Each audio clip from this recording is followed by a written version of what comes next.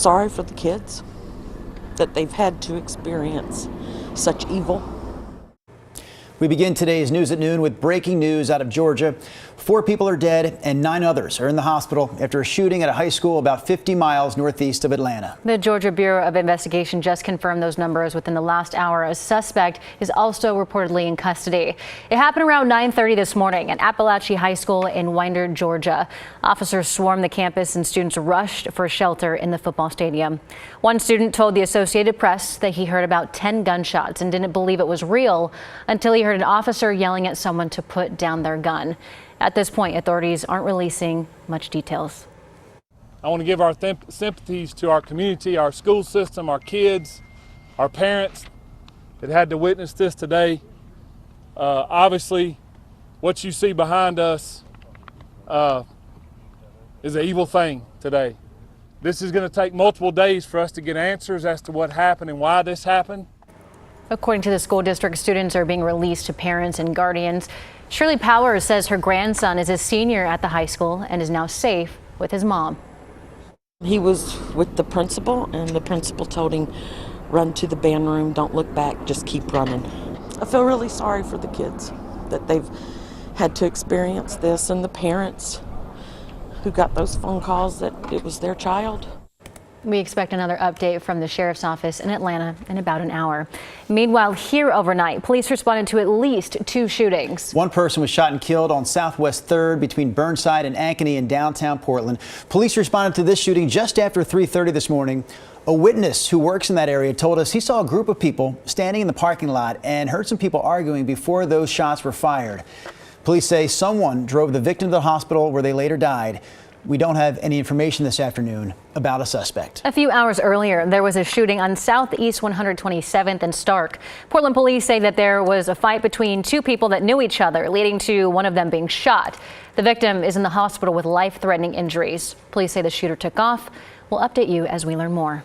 All right, let's take a quick break from this afternoon's headlines to check in with Rod Hill in the Weather Center. Rod, of course, weather is one of our big stories as well because some serious September heat is coming our way. Yeah, record heat because of several different factors or ways to look at it, which we'll get into in my complete forecast coming up a little bit later in the show. In the meanwhile, in the coming hours, this heat wave will begin, a heat wave that will be 90 plus today, all the way through Saturday. 100-degree temperatures still absolutely expected tomorrow and potentially on Friday. Now, right now we're 74. You're thinking, that's not bad, and it's not.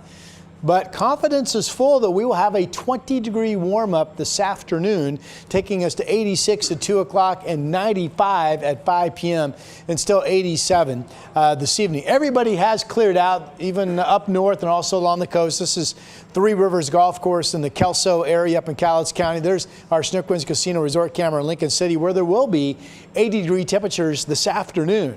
So coming up, more on this heat wave, including the excessive heat warning, which runs from Longview to Eugene for tomorrow and Friday in all the areas in orange, heat advisories, and also new concerns over air quality and wildfire smoke. All of that coming up in just a little bit. Ron, thank you. We're learning from a man who lost his home after the deadly plane crash in Fairview last weekend. His home is one of at least 4 that were destroyed. Yesterday, the National Transportation Safety Board said the pilot was having issues controlling the plane before it went down. They say he tried to make it back to the airport, but wasn't able to. We spoke to a couple of families who lost their homes in the crash. One is a married couple who's lived in Fairview for almost 20 years. They say their best friend was the 3rd victim in this crash. They were inside their townhome when it happened. Meanwhile, the husband of the couple we spoke to was also in their townhome at the time, resting after surgery, but somehow he managed to survive without a single injury. I just was thrown across into the bathtub, and I somehow looked around and saw insulation everywhere, and I just stood up like I was a feather, and I walked out. I walked across broken glass and didn't get a scratch. Again, a total of 3 people died in the crash. The person who was in their townhome at the time and the 2 people on board that twin-engine Cessna plane. The NTSB says the investigation into the crash could take up to 18 months, but they will likely release a preliminary report in the next 30 days. Stop!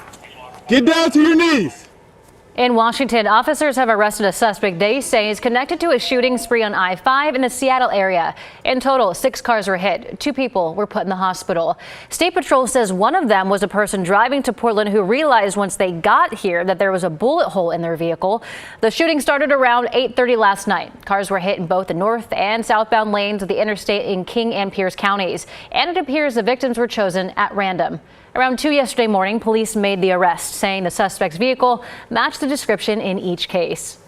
The job of a police officer today is difficult. It's always been difficult. But the prevalence of random violence like we saw last night on our freeway system and in society in general should be alarming to everybody. Police haven't publicly identified the suspect yet, and there is no clear motive for the shootings. A civil trial is underway today related to the shooting death of a man outside the Lowe's near Delta Park 3 years ago. On May 29, 2021, 28-year-old security guard Logan Gimble shot and killed 49-year-old Freddie Nelson Jr. in the parking lot of that Lowe's store. A jury found Gimble guilty last May, and he was sentenced to life in prison. In October of 2021, Nelson's wife filed a lawsuit against the property owner and the security company who hired Gimble, alleging that both had a role in her husband's death. Nelson's wife is asking for $25 million. Some lingering questions about deflection. That's a path towards treatment instead of jail for some illegal drug users. Blair Best reports why the reality for some means staying put because of lack of resources. It's the first look at the consequences of Oregon's new law, making possession of hard drugs a crime again. Since Sunday, when the law changed, Portland police have arrested 6 people for possession, among other things like felonies, including drug dealing. 3 were due in court Tuesday afternoon. But ask anyone in charge, the point of all this is not to criminalize addiction. Addiction is really a public health concern. That's why, under the new law, those caught solely with possession, nothing else, get the option of deflection, treatment over jail. In the last 3 days, out of 10 people, 4 people have gone to deflection, so that's 40%. We watched it play out firsthand Tuesday morning on the corner of Northwest Everett Street and 3rd Avenue. They saw me put a foil in my pocket, but I wasn't smoking nothing. That was enough for police to stop him. He qualified for deflection. I don't know if I want to do it or not. Why? Because I want to be out here with my family. He chose it anyways. Because I didn't want to go to jail. Here's police waiting about 10 minutes for the outreach workers to show up. Do you want to go to detox or treatment? Let's take off. Police left and the outreach workers made phone calls to treatment and detox centers for another 20 minutes. Nothing was available. So we gave him the proper documentation to either get a hold of us again because he doesn't have a phone, and we told him to show up at Hooper Detox tomorrow and every day this week until he gets in there. Until then, he's left on the street. I'm 33, but I've been out here since I was 12. Well, we told him the consequences of, not following up. He's got the piece of paper that says he's done the first part of the deflection process, so the next part's really up to him. Blair Best, KGW News. Firefighters with Tualatin Valley Fire and Rescue were on scene of a large brush fire that ignited this morning in Sherwood. The fire burned in a large pile of wood waste debris near power lines. Officials said it was hard to reach the fire due to unmarked roads. They also had to truck water in as there was no access to hydrants near the fire.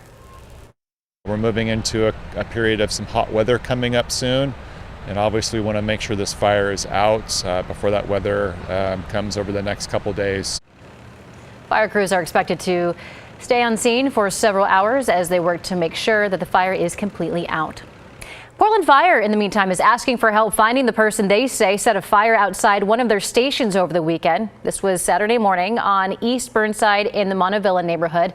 Firefighters say that they saw someone suspicious outside as they were leaving to respond to a 911 call. When they returned, they found the fire burning between some shrubs and the side of the building. If you have any information on this, contact Portland Police. Fred Meyer workers are calling on shoppers to boycott the stores until they're able to agree on a new contract. More than 4,000 Fred Meyer workers ended their nearly week-long strike yesterday morning. The workers' union says negotiations have stalled over wages and retirement. They also accuse Fred Meyer of unfair labor practices. Fred Meyer, meanwhile, says those allegations are unfounded. In Washington, the Secretary of State is expected to certify primary election results today. A statewide recount in the race for Washington Lands Commissioner gave the second-place finisher 2 more votes over his closest competitor. Democrat Dave of the Grove gained a total of 6 votes from the recount, while Republican Sue Keel Peterson gained 4. So Of the Grove finished with 53 more votes than Peterson and will now go on to face the winner of the primary, former Congresswoman Jamie Herrera Butler, in the general election this November.